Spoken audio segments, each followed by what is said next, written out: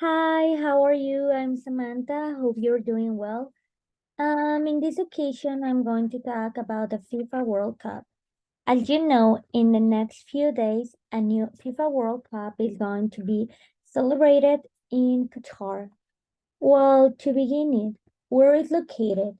With this map, we can see their location, and it's over Arabia Saudita. But how it was chosen? At the end of 2010, after a series of votes of FIFA officials, it was announced that Qatar will be the host for the FIFA World Cup in 2022.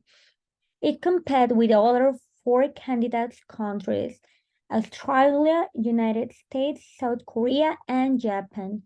With that decision, it will be the first Arab nation to hire for the championship. What it will be the duration? Qatar World Cup will last 29 days, starting with a game between Qatar and Ecuador on November 20th. That means in 2 days, and finishing on November 18th with a grand final. Be, so before a few days, Christmas. But it has a lot of this restrictions. To begin with, alcoholic drink.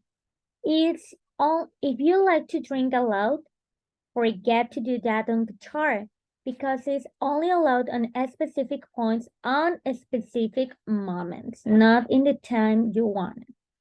And if you're seen drunk in a public road, you may be fined up to $900. Tobacco. Also, if you like tobacco, it's forbidden in all public spaces. What about couples? In Qatar, public displays of affection is not allowed.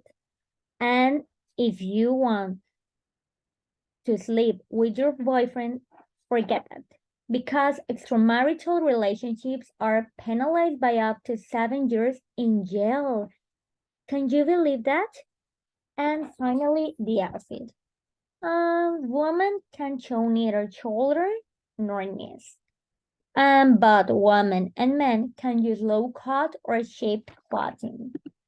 So after knowing all these rules, will you go to FIFA World Cup in Qatar? Tell me. And that's all for today. Hope